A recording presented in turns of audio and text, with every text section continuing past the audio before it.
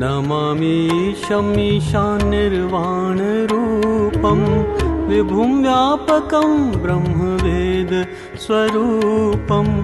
निजं निर्गुणं निर्विकल्पं निरीहम् चिदाकाशवाकाशवासं भजेऽहम्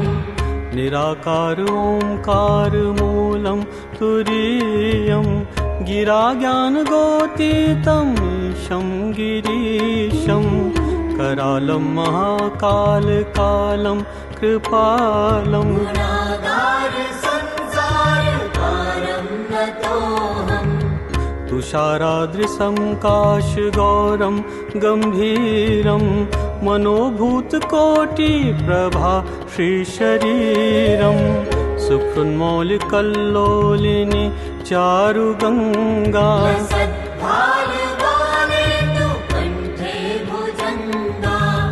चलत्कुण्डलं भ्रूसुनेत्रं विशालं प्रसन्नाननं नीलकण्ठं दयालं मृगाधीशचरमाम्बरं मुण्डमालं प्रियं शङ्करं सर्वनाथं भजामि प्रचण्डं प्रकष्टं प्रगल्भं परेशम् अखण्डम् अजं भानकोटिप्रकाशं त्रयाशूलनिर्मूलनं शूलपाणिं भजेऽहं भवानीं पतिं भावगम्यम् कलातीतकल्याणकल्पान्तकारी सदा सज्जनानन्ददाता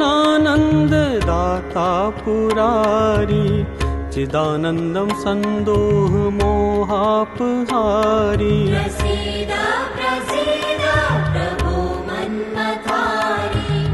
न यावत् उमानाथ पादारविन्दं भजन्ति हि लोके परे वा नाराणां